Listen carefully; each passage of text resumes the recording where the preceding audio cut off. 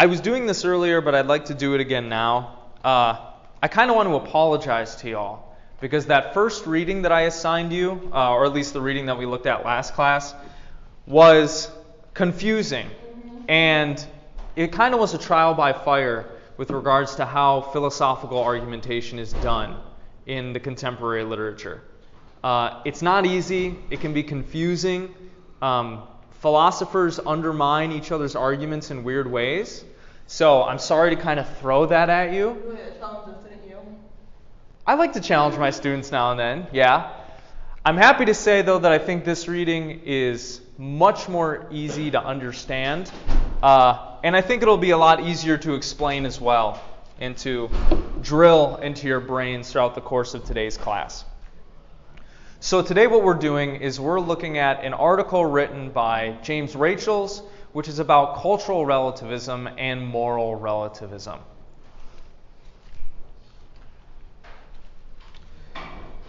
Here's a picture of Rachels. James Rachels was a really influential American philosopher who wrote in the 20th century. He wrote on a wide range of social and moral issues. He's known for his works more specifically in ethics and metaethics, where he has written a book on ethics and ethical theories, and he's touched on topics like euthanasia and abortion, vegetarianism, animal rights, parenting, those kinds of things. So what we're looking at today is right in line with his area of expertise.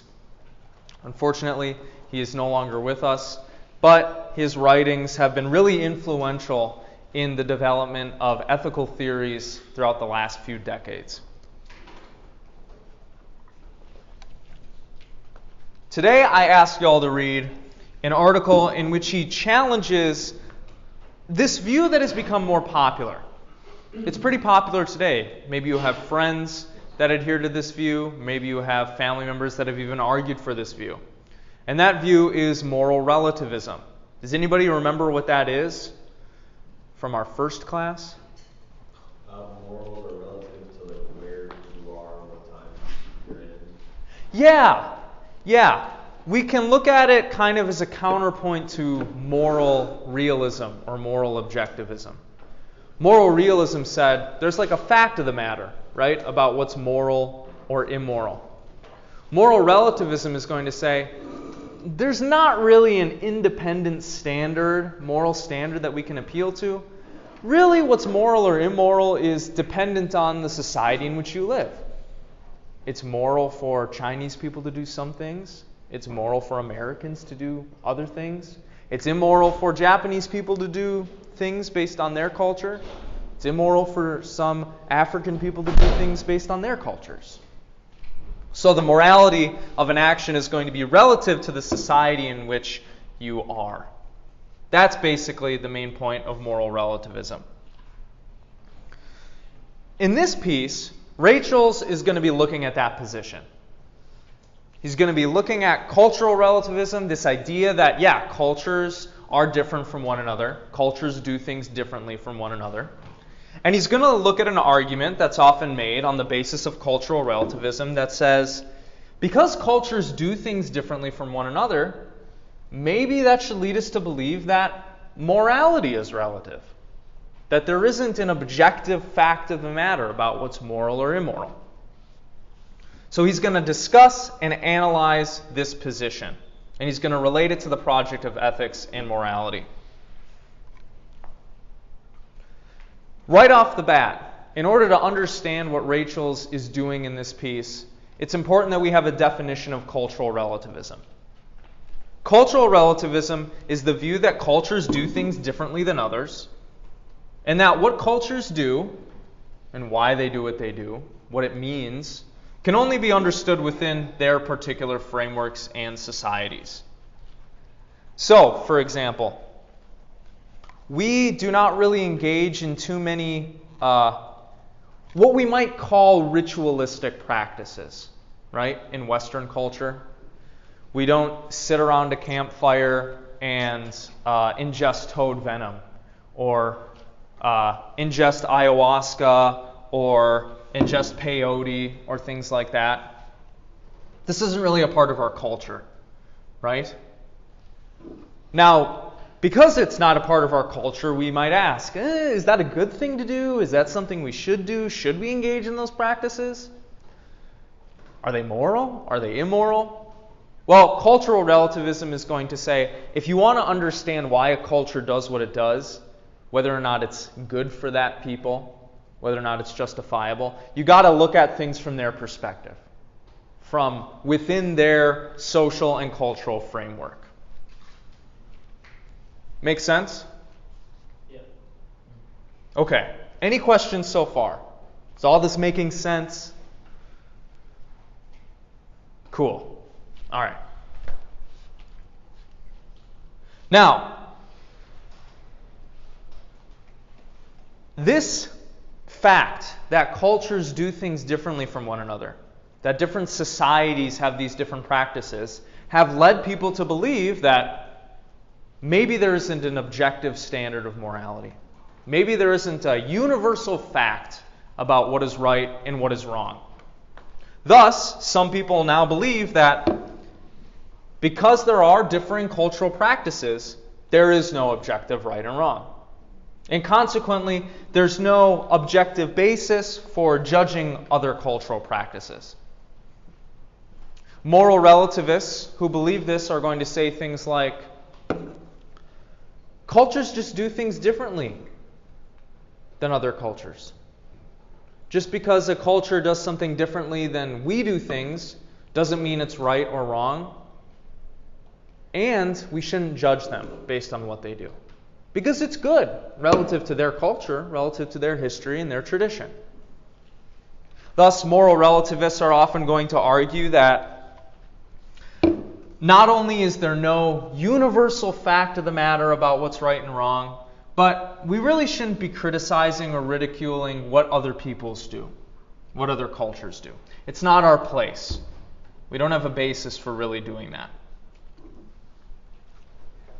Rachel's, however, is going to take issue with this argument. He's going to take issue with the position of moral relativism more generally. He's going to say, I don't think this argument is a good one. That just because there's disagreements about what's moral across cultures, that just because cultures have different practices, that doesn't imply that there is no objective right and wrong. He's going to scrutinize this argument. He's going to scrutinize the position of moral relativism. Does it make sense what he's doing in this piece? Okay, so before we continue, let's take a poll. Is there anybody who's kind of like partial to the moral relativist position? A little bit? Yeah, why? Will you speak into that a little bit? Because I really do agree that if you're not in the place, it's really hard to judge what their practices are. Sure. Yeah. I mean, if you didn't grow up in the culture that you're looking at from the outside, how do you understand the significance of what they're doing? Right? You don't know their history. You don't know the importance of these practices to their culture, to their way of life. Right? Yeah, I mean, it is not unheard of to think, because we live in our culture, it's hard for us to understand exactly what's going on there and why. Yeah. Anybody else? You've certainly heard this idea before, right? Oh, you shouldn't judge that culture because, look, you're not a part of that culture. How do you know what's right and wrong? Right? Yes? I think that it makes no sense, because then you'd have to argue that it's morally okay for in Iran and Iraq for women to be persecuted for wanting an education, and for there to be public displays of execution, and just because that's something they morally accept, it's around the world we know that it's not okay. That's something Rachel's is actually going to touch on a little bit. That idea, at least. I don't know about that specific example. This, I think, is an intuitive position, right? I think it makes sense. The question is, are the arguments for moral relativism sound? Rachel's doesn't think that they are. He's going to put forth a few different arguments for why he thinks we should reject this argument. But we'll see if you agree with him, if you like his line of reasoning. Yeah? Oh, I was just going to say that I think cultural relativism it can kind of make it okay for people that are in first world countries like us to look at other cultures and be like, yeah, they're okay doing that, even if it doesn't really benefit them. Okay, yeah, you're bringing up something that we're going to touch on later in the lecture, which is a point that Rachel's, brings up at the end of the article. Yeah. It would seem like maybe sometimes we should intervene in what somebody is doing, right? And perhaps what another culture is doing. But if this is true, we wouldn't really have any basis for doing that, right? Because what they're doing wouldn't be wrong at the end of the day. It would just be wrong relative to how we think about things. Yeah. I actually agree with what they both said. However, I do think there's a line, and I think the line is human rights. So Okay. that was what I was trying to say. I forgot that part. But yes, we should not be judging other cultures. However, when people's human rights are being infringed upon, and it's really clear what human rights are. There's the Universal Human Rights Document and all that stuff. So I think that's the line. Okay. But if people are doing rituals or I don't know, it's a right to life. So maybe some of these practices aren't fully right. Or, I don't know. Yeah, okay, so you're saying it's not completely relative what's right and what's wrong, right? There is a line somewhere, but there's a lot of wiggle room, as long as you're not close to the line, right? Yeah, I think that makes sense, right? We certainly allow people to kind of do what they want in our society.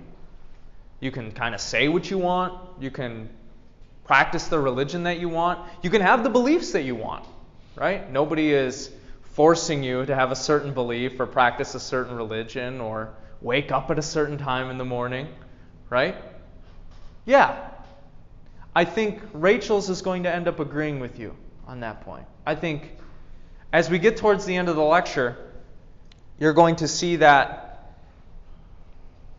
even if there is a line somewhere, we should still think about what our attitudes and behaviors should be towards other cultures, especially if they are engaged in benign practices or practices that don't harm us or them.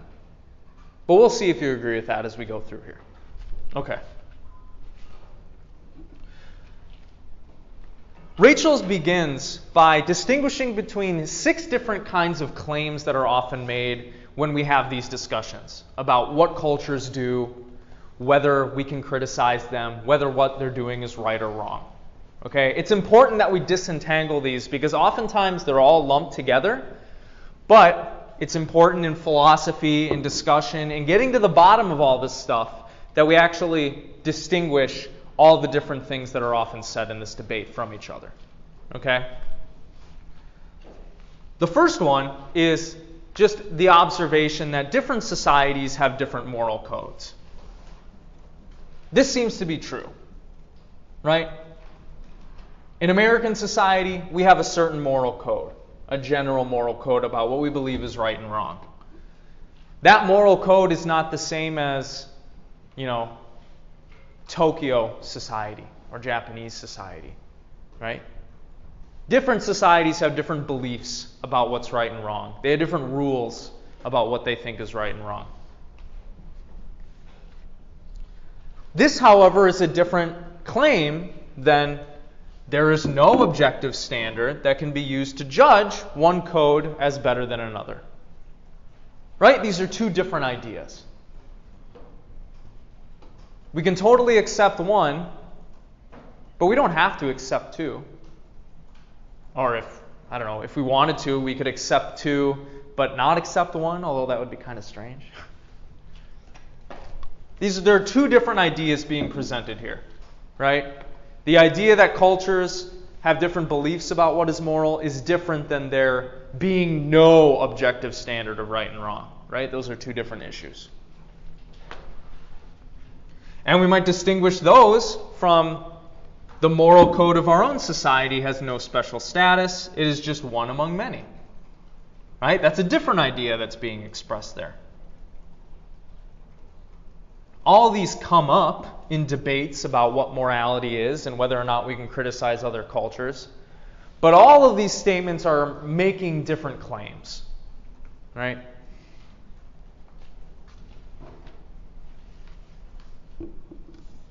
And we might distinguish these from the following claim. There is no universal truth in ethics. That is, there are no moral truths that hold for all peoples at all times. Yet again, this is a different idea that's being expressed here. Right? You could accept 4, but not accept 2. Right? These claims are not all the same. They don't all run together. They're expressing different ideas. This is what Rachel's is trying to get across to us. But oftentimes when we have this discussion, when we're having this debate, we kind of run all of these together, and that makes the debate difficult to have because people are talking past one another and it's not really clear what we're arguing for. Right?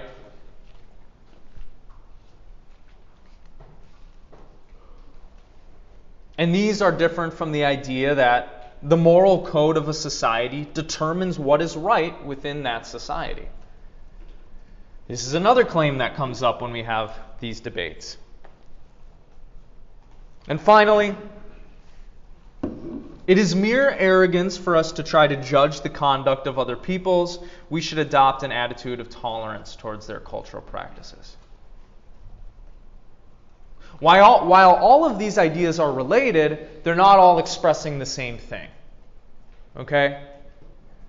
They're all making different claims. So what Rachel's is trying to do by disentangling these is to show us, look, this is a complex debate.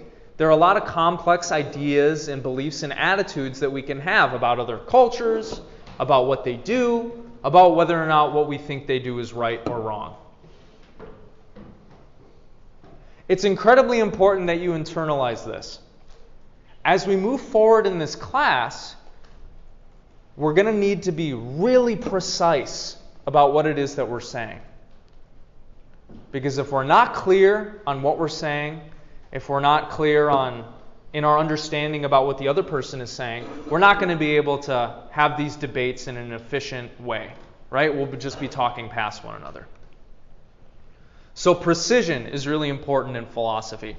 It's really important when having these very complex and controversial discussions. I want you to try your best as we talk about all these ethical issues moving forward to try to be as precise as you can, to say exactly what you mean. Because even changing one word can change the meaning of a sentence. Right? So, Rachel's overall point here is, look, we can argue about a lot of different things with respect to this discussion. We got to get clear on exactly what we're arguing for, what we're arguing against, so that we can have a useful discussion at all. Okay? So all of these claims tend to be lumped together in these discussions, but they're all distinct. They're all expressing a different idea. Okay? They're logically distinct from one another. Does that point make sense? So it's important as we go through class today and we talk about whether or not this argument for moral relativism is good, that we don't conflate the argument with all of these ideas, because all of these ideas are distinct. We can have a separate discussion about all these ideas, okay? Okay, let's now jump into what exactly is the argument for moral relativism. Why would somebody believe in this? What does that thought process look like?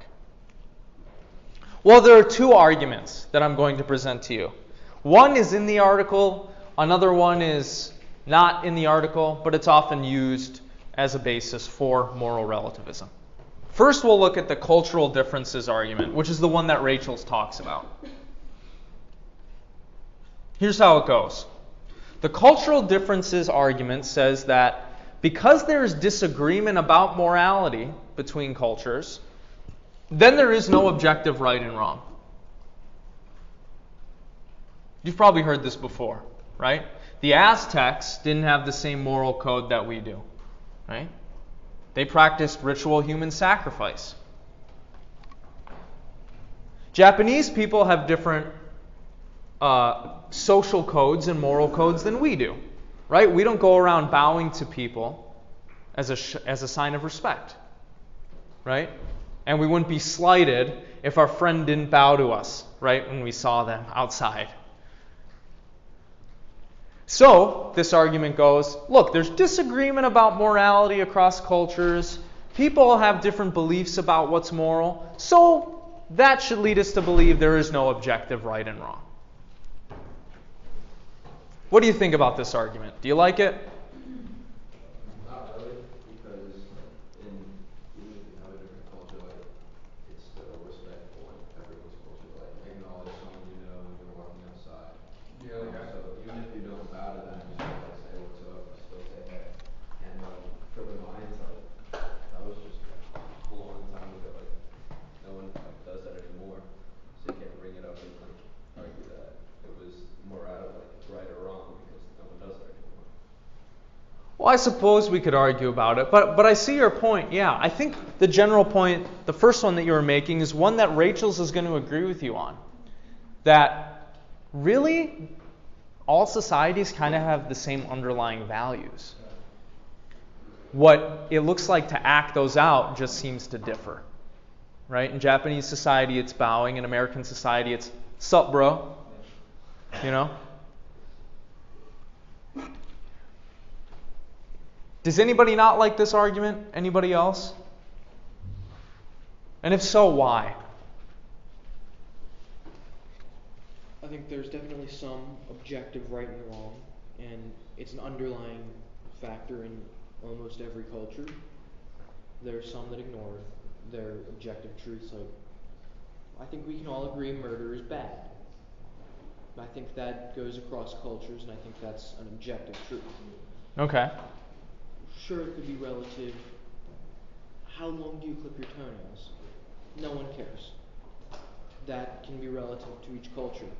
But I think there are certain bigger issues that aren't relative. It's just there's a fact, and that is that. Okay.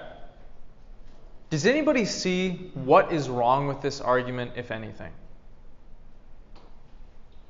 I mean, are we just talking about cultures as in like areas in the world, or could it be any group of people? Because like there's terrorist groups. Sure, yeah. We can talk about it geographically or ethnically or whatever. Culture I'm using pretty loosely here. Because I mean, if they have a belief that, like, for example, a terrorist organization, if they need to hurt other people, then I think you have to look at that a little bit. Okay. Does anybody remember what Rachel's says about this argument? Could you pick it out from the text? Did you catch it? It's a subtle philosophical point, but it's a great point. I'm going to spoil it for you. Look, just because there's disagreements in what people think is moral doesn't mean there's no objective standard. What are your thoughts on it? I'm not going to tell you right now. But let me give you an example to help illustrate this point. Let's say Jocelyn believes my shirt is green, and Georgia believes that my shirt is blue. Look, there's disagreement about what they think my shirt is like. There's still a fact of the matter about what color my shirt is, right? Bless you. Just because there's disagreement about something doesn't mean that there's no fact of the matter, right? It's clearly red, right? It's that easy, right? Rachel thinks this argument is not sound because disagreement itself does not prove that there's no objective standard. You're making a logical leap by saying, because there's disagreement, that shows there's no objective standard. He says, it's true there might not be no objective standard, but you can't make that leap. It's an unfounded leap. It's not a logical leap. But how do you prove that something is a fact? Like, That's a great question, yeah. because, like,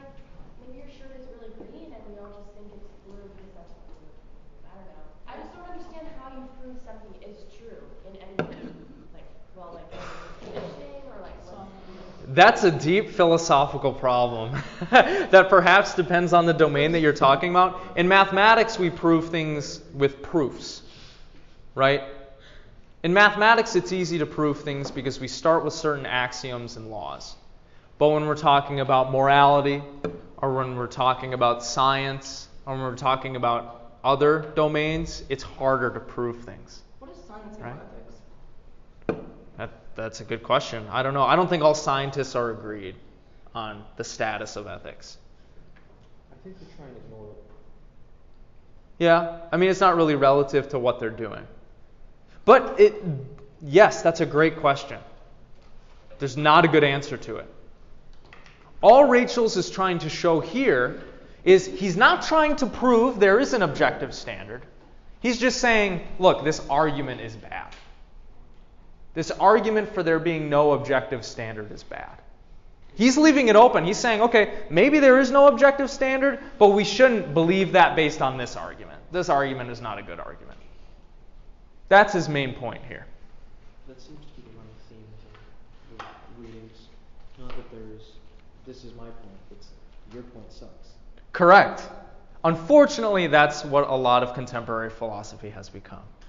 But as we start to investigate some of the older ethical theories, you're going to see the writers making a case for their own point in a constructive way. That isn't just destructive or deconstructive. So do you understand the basic point he's making here? It doesn't follow that there's no objective standard just because there's disagreement. That's what he's saying. Makes sense? I know it's not exciting, but there's one other argument we'll consider. I call it the different practices argument. It's very similar to the other one. The different practices argument says that because there are different moral practices across cultures, there is no objective right and wrong. That one sounds good. Of course, there's an issue with this argument as well, though, right? It's the same issue that we had with the other argument. Just because people do things differently doesn't mean there isn't an objective standard. Right? Just because there's disagreement, or just because people have different beliefs about something, or just because people do different things, that doesn't mean there isn't an objective standard out there that we can appeal to. It doesn't prove that. So, like the last argument, this argument is not sound. And this is a technical term in philosophy. In our everyday lives, we throw around words like valid and sound and unsound. Well, in philosophy, they have precise definitions. In philosophy, a sound argument is both valid and true. That is, it has a certain logical structure such that if its premises are true, then its conclusion has to be true. And it so turns out that the conclusion is true. That's what it means to say an argument is sound. This argument, like the last one, is not sound. Because it could be true that there are different practices, but that doesn't necessarily imply anything about whether or not there's an objective standard. That's a separate question we have to investigate and answer. Okay?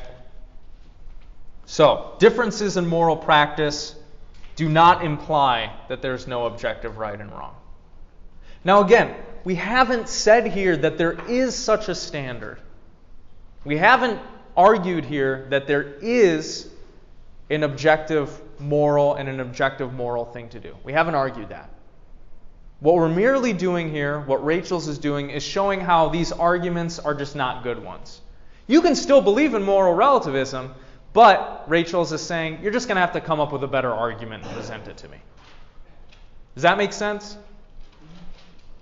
What were you going to say? I have a question. So you said that sound, like in ethics, means like it's not true. Sound means the argument is both valid and true. Okay. Yeah.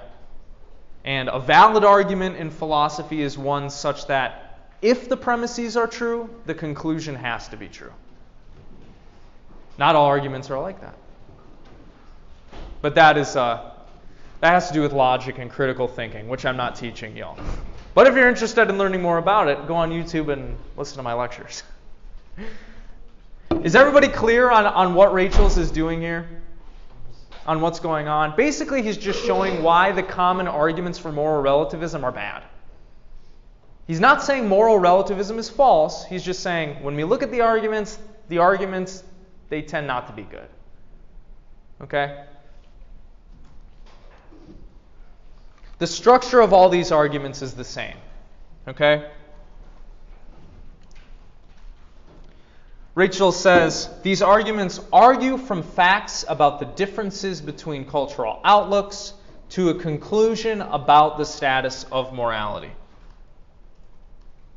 But, of course, it's not clear how, if at all, what people think and believe is related to whether or not there's an objective, universal morality that we're all beholden to. Right? These are two separate things. It might be that there is an objective morality and we're all just mistaken about what it is. Right? That certainly could be the case. Or it could be the case that there's an objective morality and Japanese people have it right and everybody else has it wrong. Or it could be the case that there is no objective standard and we're all just kind of monkeying around judging each other. That could be true too. We don't know. What Rachel's is trying to express here is that these arguments are saying, based on differences we see between cultures, that proves there's no objective morality. And he's saying that's not a good general argument. Okay? This does not prove that.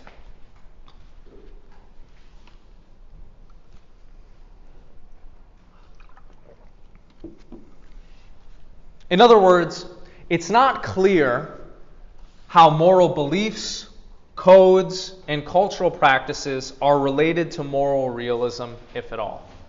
This idea that there are facts about what is moral and immoral. Because again, we all have beliefs about what is moral and immoral.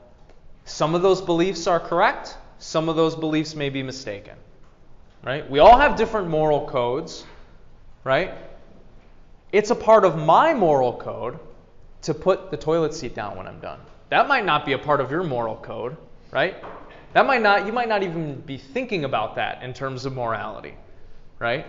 But my code may or may not match up with what is right. Your code may or may not match up with what is right. And the same thing for cultural practices.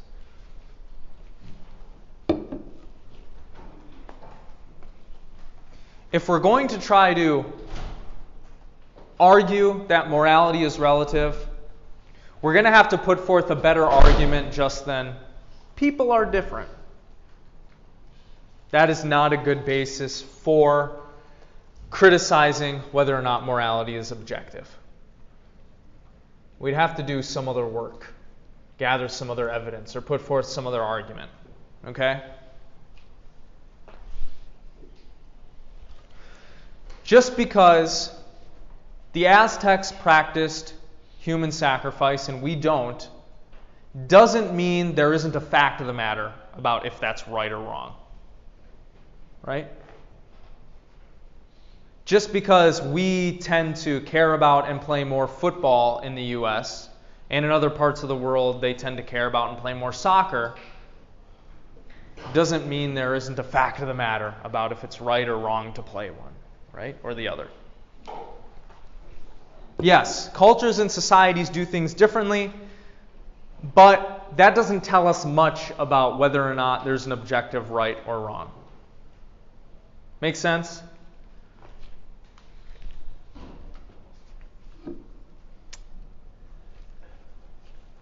So here's what Rachel's has to say in his own words.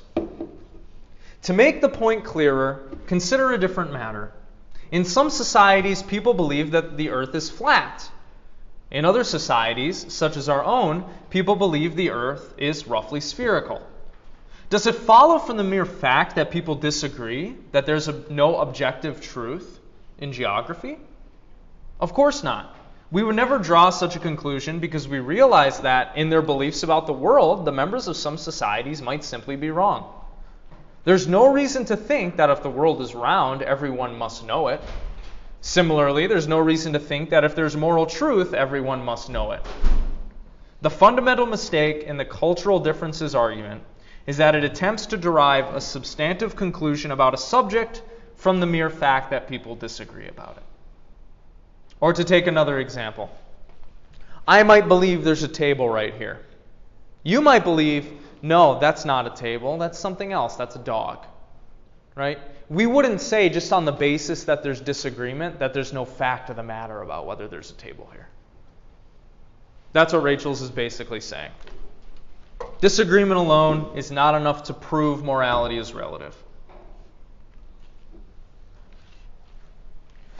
But we can look at the issue another way. Rachel's thinks he has shown that the arguments are not good, but there's another way to undermine a position in philosophy. You can look directly at the arguments, or you can say, what would happen if we were to accept this argument? Would absurd conclusions follow from that? And if so, maybe that would give us reason to reject the argument. Well, Rachel's is going to say, some absurd conclusions seem to follow from accepting the moral relativist position. For starters, if there's no objective right and wrong, we could no longer judge or condemn different cultural practices on moral grounds. In some parts of the world, various societies practice female genital mutilation. Do you all know what that is? No. Could somebody explain it to the class?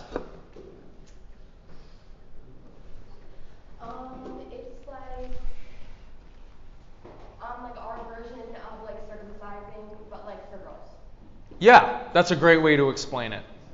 It comes in different kinds, but in various cultures across the globe, it is practiced that, for various social and marital reasons, part of the female genitalia is surgically removed or altered.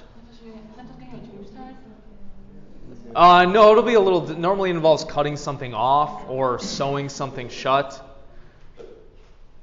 We in the West think that's a barbaric practice.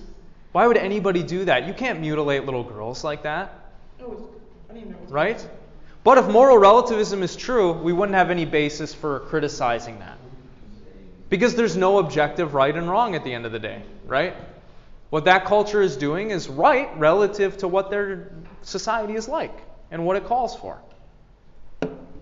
Or, for example, we might look at the persecution in the Middle East of women or gay people, right?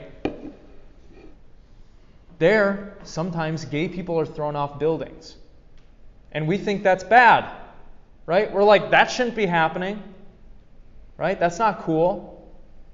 But if moral relativism is true, we don't have a basis for criticizing that practice. We can't say that's objectively wrong. All we could say is, relative to my standard, I think that's bad. And what kind of force is there in that, right? Does that mean anything? Relative to my subjective opinion, right? Who the fuck cares?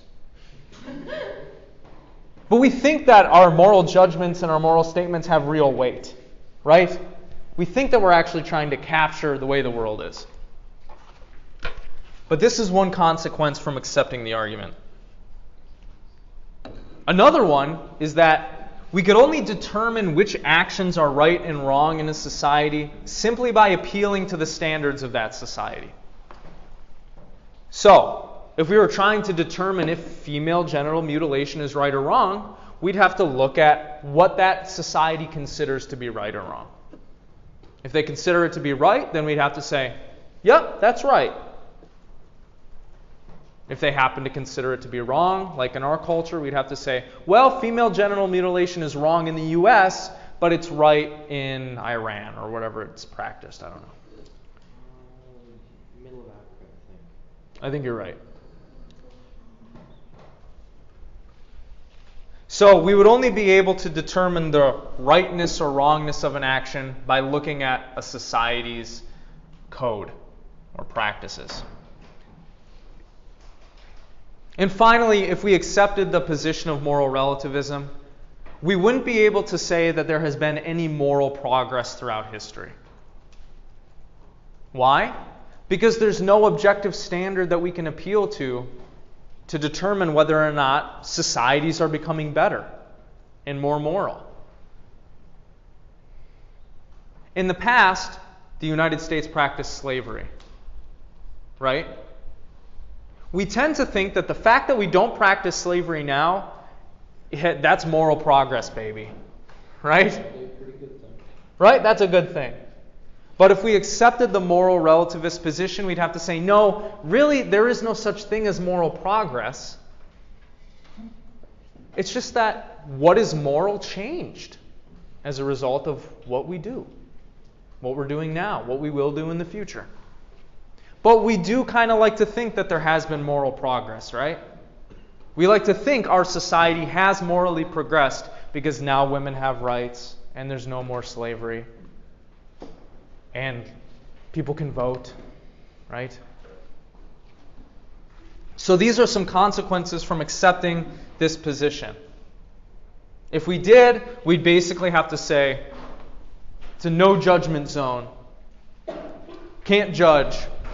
Can't say anything's ultimately good or bad. Can't say there actually has been moral progress. But does that jive with y'all? I don't think that's natural for humans. You don't think it's natural for humans. Will you say more about that? Humans like to judge other people. We like to. That's true. Yeah.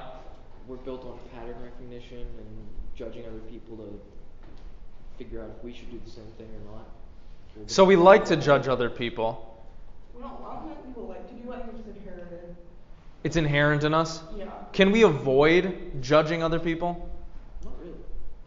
I think we can. But We can certainly rein it in, right? Like, you have to be super unbiased and kind of disconnected. yeah. Yeah, you could just be a casual observer, not voice your every opinion, right? Yeah, you could just remove yourself from whatever society you were inherited in. And you'll do the same Yeah. thing. There seems to be some control, right, over the judgments that we form and whether or not we express them, whether or not we let other people know about them, right? Yes and no. Yes and no. We'll make a judgment. We can then decide how we want to proceed from there. But I think, if we're walking down the street and you're wearing a nice watch, everyone thinks, oh, It is a nice watch.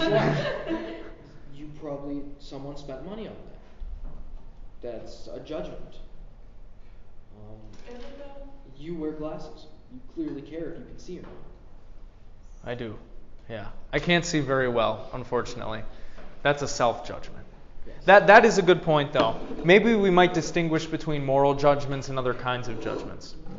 We make judgments about what is, what isn't, what is rational, what is irrational. These aren't moral, right? These are something else. No, but our judgment should affect our initial opinions about people. That's a good point. This is something that we're going to get to near the end of class. Hold on to that idea. I think it's the only way we make an initial opinion of people. No, you should be the only person first before you. I'd argue that's not your initial opinion, though. We'll see. Let's talk about this in a second. But do y'all understand what Rachel's is trying to drive at here? That if you accept the moral relativist position, you'd also have to accept this. And it doesn't seem like we want to or should accept this. So maybe we shouldn't be moral relativists. What were you going to say? I was going to say that the judgment has to come with something like experience. Because, for example, I lived in the Middle East for over 10 years of my life. And going there, I've never seen a gay person get thrown off a building or something. So I'm just saying for someone to have judgment, they have to have experience as well. Because maybe before I moved there or whatever, I had judgment hearing this stuff on the media, stuff like that. And then when I actually go there, it's completely different. It's nothing like that. Yeah, so you're saying before we form judgments about other cultures or people, we should actually experience it rather than just Because, do it out of hand. Right. And Yeah. media, because people can look at the U.S., like, for example, like all these other countries, and be like, well, it's unmoral for them to be able to have the right to bear arms and stuff like that. That's what a lot of other countries think too. Mm-hmm. And so it's just like based off of culture and like, yeah, your experience. But I think in order to judge it, you need to experience it firsthand, you know. Yeah, I think that makes sense. Yeah. This is going to inform one of the last things we'll talk about today, which is what should our attitudes be towards other cultures who have different practices than us? Open-minded. I tend to think so. But we'll see. We'll see what Rachel's has to say. We'll see what y'all think about this. Yeah. In any case, the basic point that he's making here is that if you accept this position, you have to accept this stuff too. This stuff would logically follow from being a moral relativist. If you're not ready to do this, if you're not ready to go there, then maybe you should be questioning whether or not moral relativism is true, whether or not you should be one. And so, based on those implications, this is what he says. These three consequences of cultural relativism have led many thinkers to reject it as implausible on its face. It does make sense, they say, to condemn such practices, some practices, such as slavery and anti-Semitism, wherever they occur. It makes sense to think that our society has made some moral progress, while admitting that it is still imperfect and in need of reform. Because cultural relativism says that these judgments make no sense, the argument goes, it can't be right.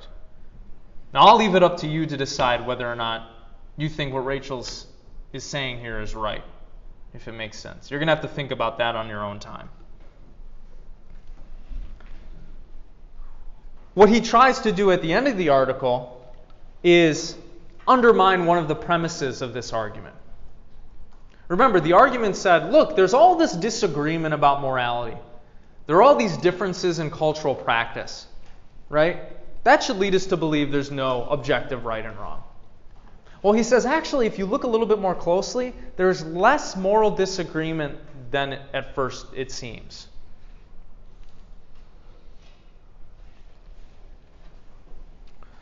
While cultures differ in what they outwardly do and socially do, he tries to argue that the majority of cultures have the same underlying fundamental moral values. For example, again, we do not bow to each other when we meet each other or when we meet somebody in a position of authority with respect to us, right? Even though Japanese people do. While that is a differing social practice, we both value respect, right? Showing proper respect to people. We just disagree about what that looks like. Or, for example, you might have a society in which lying is fairly commonplace. Why might people lie? Well, maybe to spare their friends' feelings, right? Maybe because they don't want to hurt their significant other. You know, your boyfriend comes out in his tux and he's like, how does this look on me? And you're thinking to yourself, you don't look very good. But you're like, it's not my favorite, honey. You know? You don't really exactly tell a lie, but maybe you don't say the truth because you want to spare their feelings. Did you ask your wife? I don't have a wife, but I'll plead the fifth on that. In any case, Rachel thinks that we kind of all have the same underlying moral values. We all value being kind to others. We all value love. We all value trust and loyalty. We all value showing proper respect. All cultures value these things. What they seem to disagree on is what that looks like in practice. Right? For example, if you look at the infant sacrifice that's mentioned in the article, that looks barbaric to us, but you can understand why a people might do that. If they live in a really dangerous climate where there are not enough resources to go around to feed everybody, you can understand that practice. And if you dig into it a little deeper, you'll see they value life just like we do. They're sacrificing the one to save the others. Right? Isn't that kind of what we talk about doing in other scenarios as well? Usually it's a form of empathy. Right. Exactly. They're having empathy for the survivors, right? They're trying to save them and protect them. Or even if you look at Aztec human sacrifice, why might a culture engage in that? It looks barbaric to us, but it's because they value the health and prosperity of the people. That's why they would offer up somebody to the gods to be sacrificed, right? It's because they thought it would ensure a good harvest, or they thought it would bring prosperity and wealth to the people. Right? We value the health and prosperity of the people, don't we? It's just that we go about trying to achieve that in different ways. So what Rachel tries to say is there's actually less disagreement than it seems, because humans kind of all share the same underlying values at the end of the day. We just disagree about what it looks like to act those out.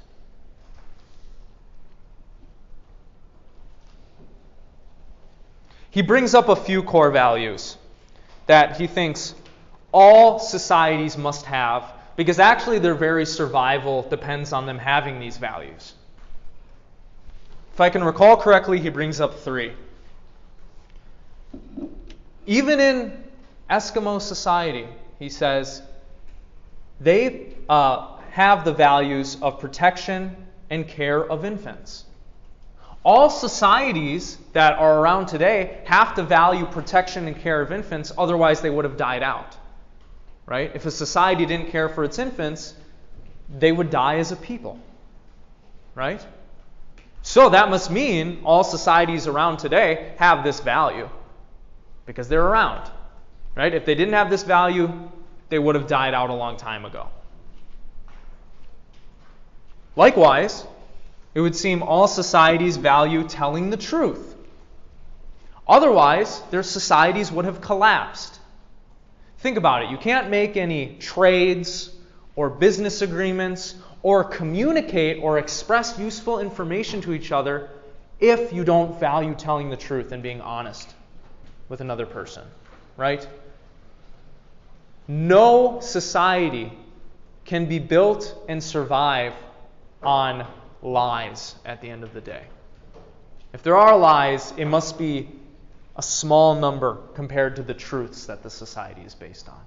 Right? There could be no trade, manufacturing, invention, culture, art, philosophy, unless there was an abundance of honesty in the society. Because we need to communicate with each other. Politics. That doesn't feel any better. When people are discussing stuff on the Senate floor or in Congress, and they're reading over bills, do you think they're telling each other more lies or more truths? When they get in front of a camera, maybe they tell some lies to the American people. With the initial campaign. Sure.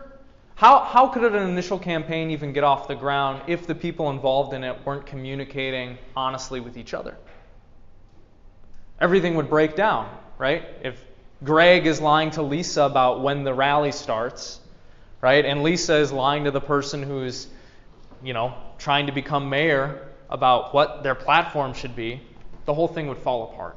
There's a Right? base level of truth. There would need to be a base level of truth. Exactly. But what's the ratio between truth and lie? That brings up a whole philosophical question of what truth is that we can't get into right now. The basic point is that all societies that exist have to value honesty in order to survive, to a certain degree, right? Just like care of infants. And finally, all societies that exist now have to value life in some way. All societies that exist have a certain prohibition against murder that they value. Otherwise, they wouldn't have survived up until this point, right? If a society did value murder above life, they would no longer be around. Right? Because they would just be killing each other. They'd all be dead. That brings up another point then, abortion murder or not? Well, we're going to talk about that later. So, Rachel is arguing, look, the vast majority, in fact, probably all human societies have the same underlying values. We don't actually disagree on that much in the grand scheme of things.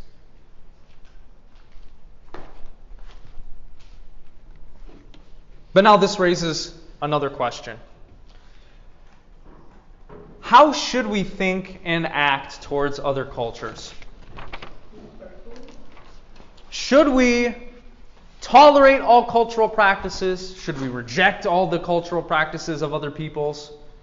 Should we accept some, reject others? What should our attitudes be towards other cultures? This is a loaded question, right? Well, Rachel's offers us some wisdom, I think, at the end of this article. One of the things he says is, look, in a lot of cases, it's clear that we probably should rein our judgments in, right? We do judge people and other practices prematurely, often.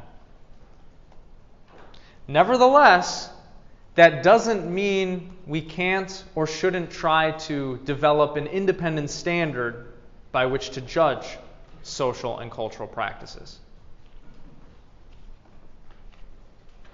Well, I was kind of like subconscious when I had that first initial thought about something. Yeah, it can be tough to go against that first initial thought. And a lot goes into the formation of that judgment, right? Like your immediate first about somebody. When you first thought about somebody. Or It's kind of snap, right?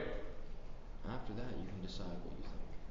Yeah. That first one, for example. It might be that when we look at a cultural practice for the first time, we'll have a snap judgment about it. But Rachel says, this is what we should do. We should evaluate other cultures' practices by whether or not the practice promotes or hinders the welfare of the people whose lives are affected by it. So, for example, you might have a society that is more mystical than ours, that engages in certain religious rituals and practices.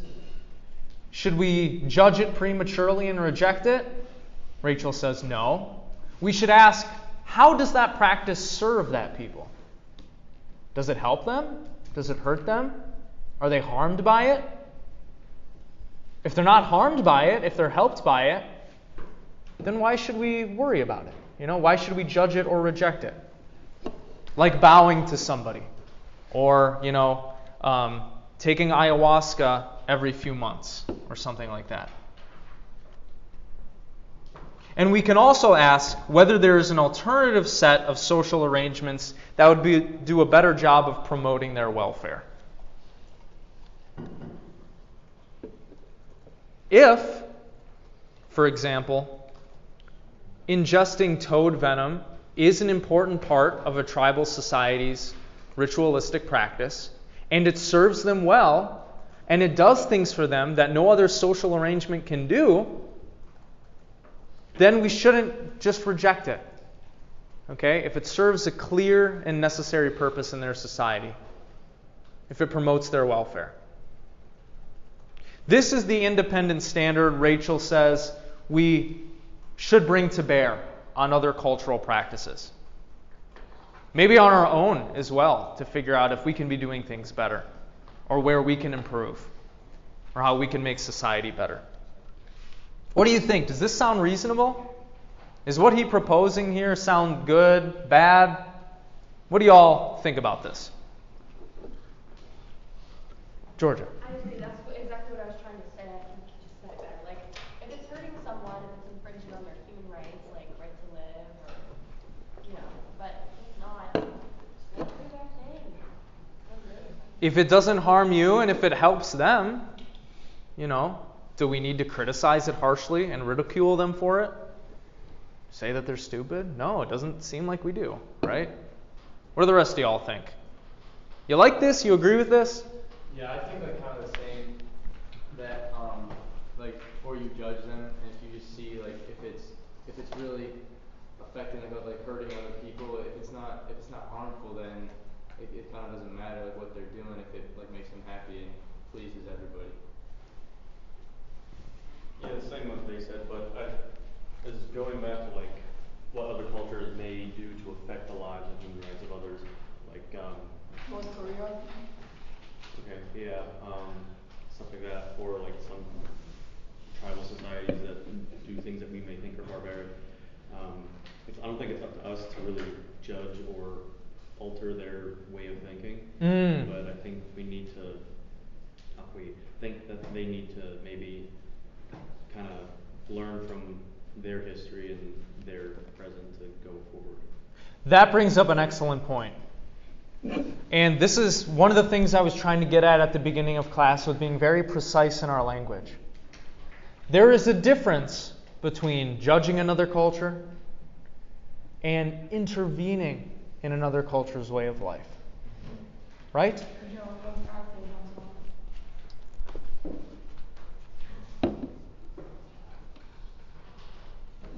It is important, I write here, to distinguish between judgment, criticism, interference, and toleration. Right? These are all different things. It would seem that if a cultural practice doesn't impact us, if it helps them, if they're not violating anybody's rights, then we should tolerate that cultural practice. Right? Maybe learn from it. Maybe investigate it ourselves. See if it might be a good fit for us. If a cultural practice seems a little strange and harmful, and they could be doing things better, it would seem reasonable to judge that practice. But does that mean we express that judgment? Well, that's another question. It might eventually, if it is very harmful, if it doesn't help them out, if they could be doing things in a better way, it might even be useful or obligatory to criticize, to actually outwardly criticize the practice. Perhaps only in the most dire situations should we interfere with another society's goings on. What do you think?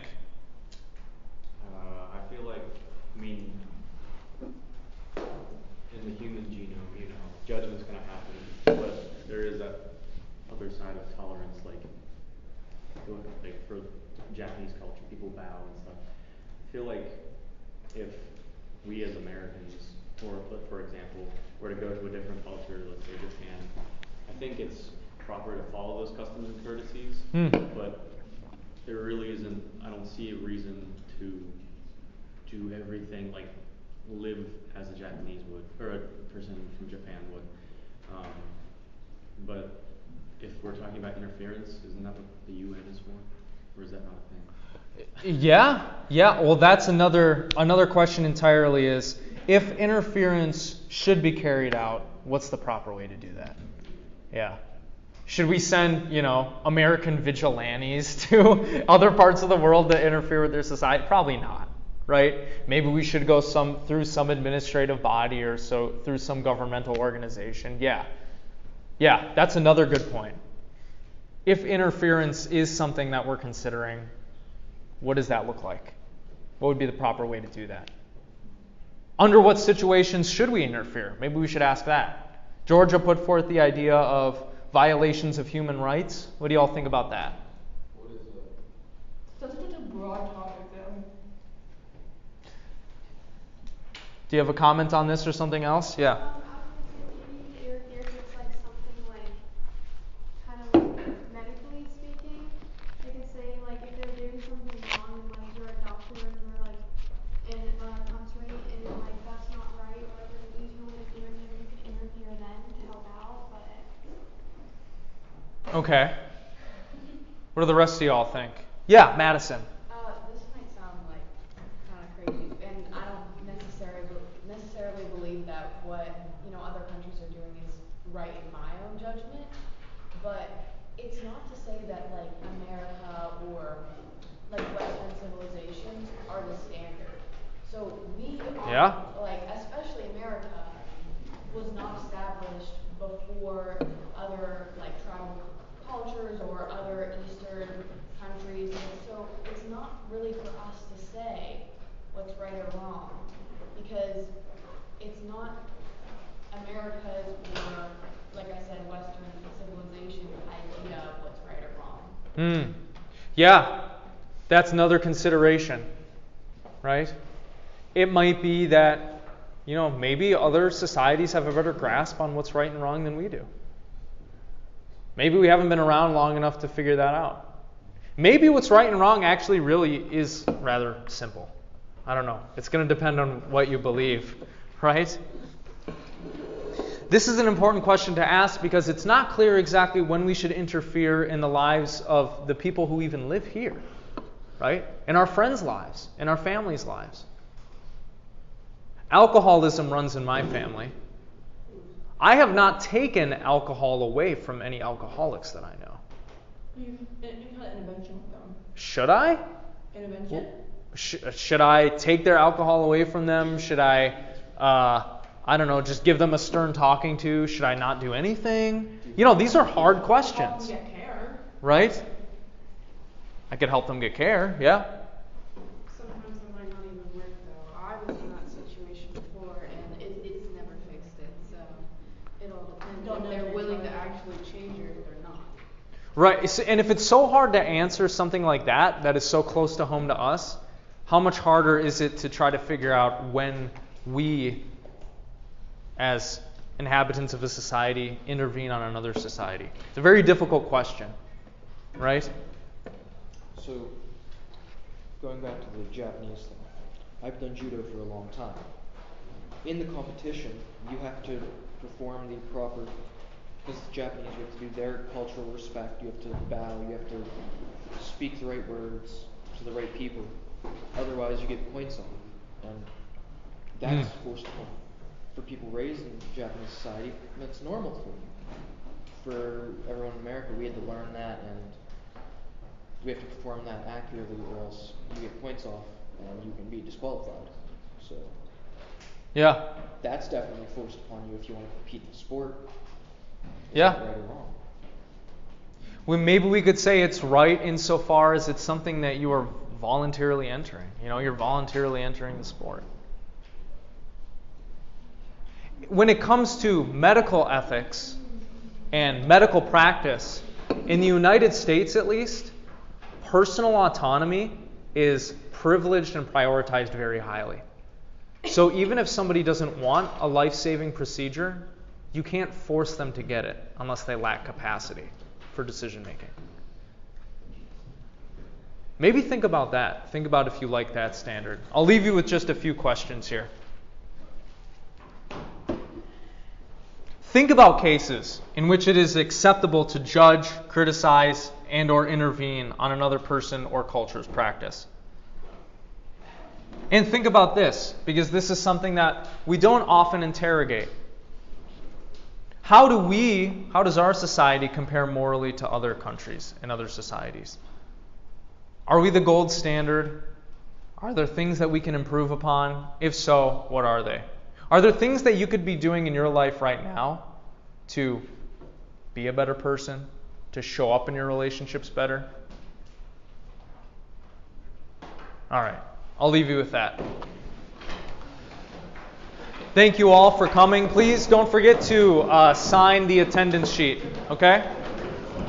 The U.S. is so large that there's so many different cultures. I hope you all have a great weekend.